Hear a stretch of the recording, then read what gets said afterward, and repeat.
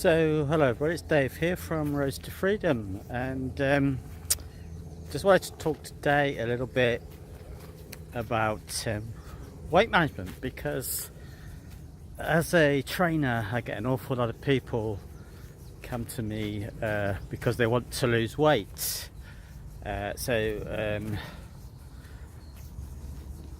What I find is they come with a lot of preconceptions about what they need to do to lose that weight. It's kind of like they've already decided what they need, but they just need somebody to kind of make them do it. Well, I'm afraid this is just not going to work. I totally understand why people feel like that. There's a lot of marketing and kind of brainwashing from a very early age to make us think that we can eat whatever we like, we can live our lives however we like. We just need somebody to make us burn it off. Unfortunately, so they get quite surprised when I tell them, well, how do you sleep? That's kind of my first question normally, because almost inevitably people with weight management problems are not sleeping well. I can almost guarantee that every time.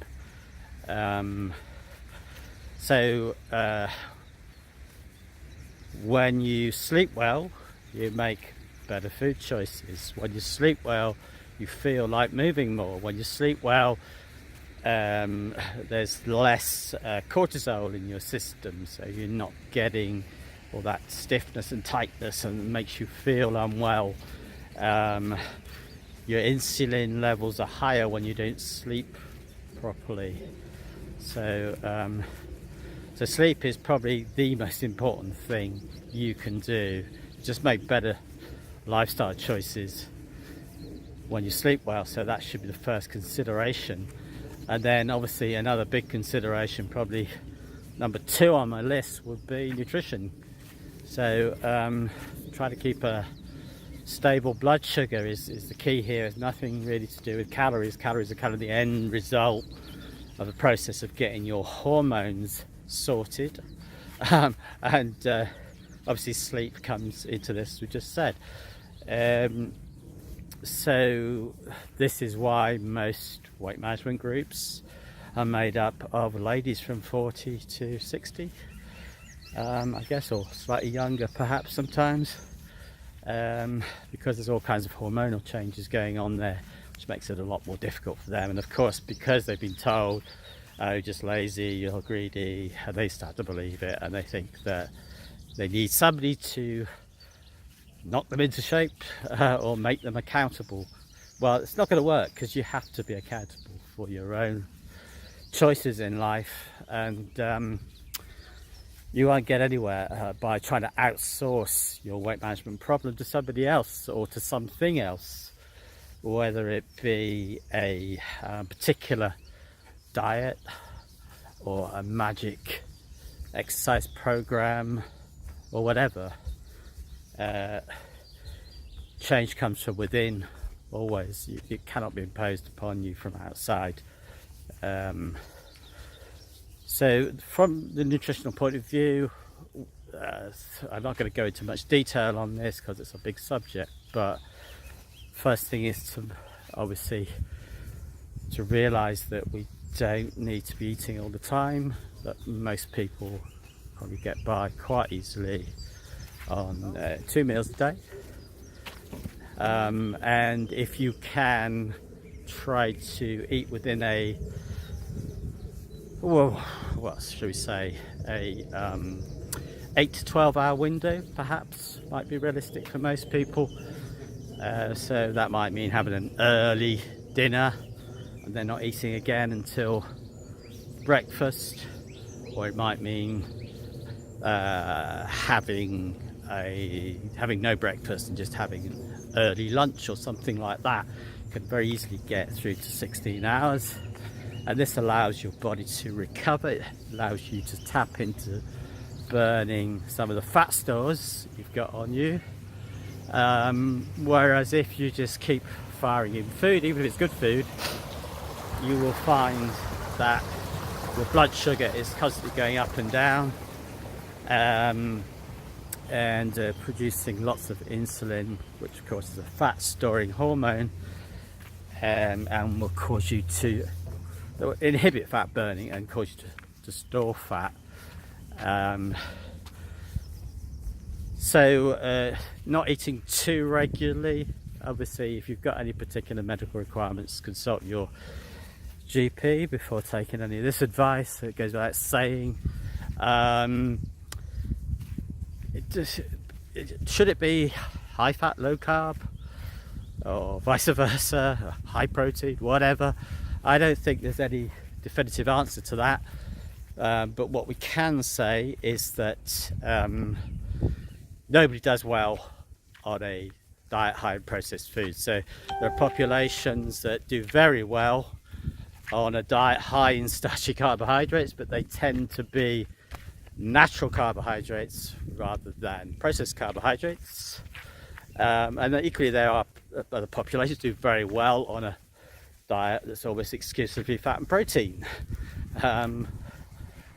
There's not really a correlation there, other than to say that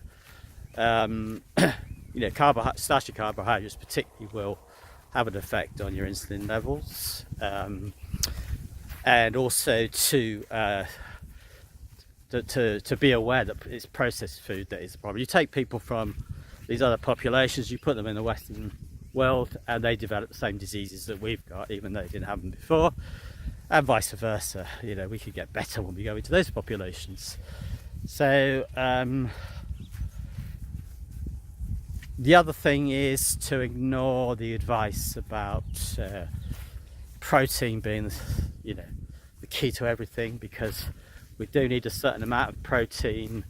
Athletes need a little bit more, older people may need a little bit more, but the general population doesn't need these massive amounts of protein through supplements, etc.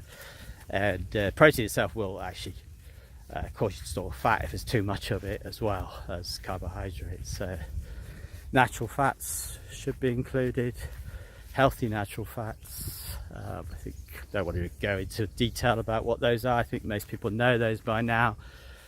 So don't take out both the sugars and the fats thinking you're doing well and replace with protein, because that's not going to end well either, unfortunately. So find out what's right for you, but just follow the kind of guidelines there.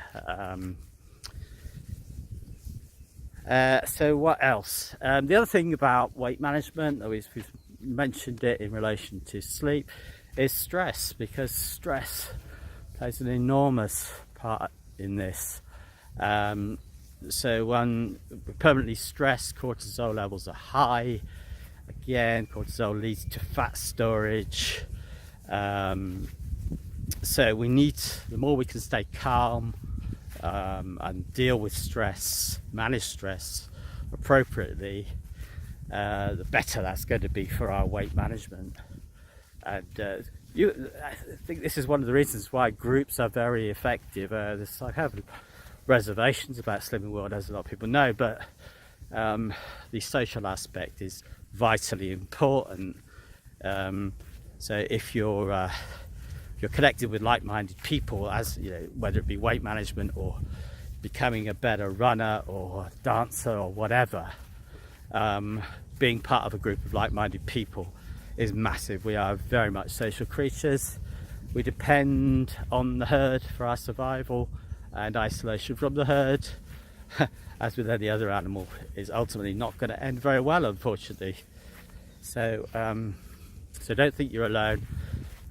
Forge communities, form relationships, whether it be online or probably better to actually have real life community contacts with like-minded people, and get rid of those people who are dragging you down, who are telling you that it's okay, because it's it's not okay for you, otherwise you wouldn't be watching this video. So do what you think is right, get rid of the negative influences, surround yourself with positive like-minded people. It's massive. So you'll notice the one thing that I haven't mentioned yet is the thing that they come to me for. So not to say that physical exercise is irrelevant, of course it's not. Physical exercise will help enormously with all those other pieces. So when you're fit and healthy and physically, then you will sleep better, you'll make better food choices, your stress levels will be reduced, you'll feel more like making contact with your fellow human beings. But physical exercise is not the answer. So if you're thinking, well, you know, I can screw up in all the other areas, but I'm just going to have a good hard workout every day to burn some calories, it's very unlikely to work, more than very short term for some people perhaps. So there's no particular exercise that's going to make you get wonderful abs, or gonna get rid of the fat more than others, I would say, generally speaking. I think probably long, slow aerobic activities like walking, jogging will encourage more fat burning. If you believe in the calorie counting that you've been taught, then you will think that high intensity bouts are going to do the job. It's certainly not the case for me. And again, it's because it raises cortisol, it makes you crave more sugar. So you get the hormonal bits in place, and all the other bits will tend to follow naturally. You will feel like moving more. You might have a burst of energy, and you do some high intensity exercise. There's nothing wrong with that. It's great if you feel like doing it. But if you're just flogging yourself through it in the hope that you're going to burn extra calories or get some kind of afterburn effect, then I have to tell you, you're barking up the wrong tree. I've worked with lots of people in this field. I myself have been as heavy as 85 kilos and as light as 40 kilos in my life. And right now I'm somewhere in the middle of that, which is about right for me. Might not be right for you. We're all different. But I can tell you that these are the things that are important and work. And a lot of the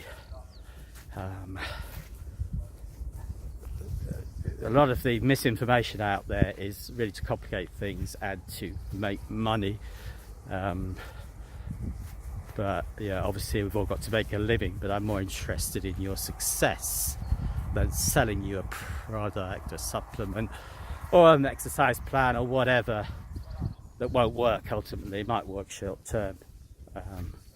So it's Dave here at Rose to Freedom. Please subscribe to the channel, like my videos. If you've got any questions about this, you'd like to find out more about what I can help you with potentially, then just get in touch.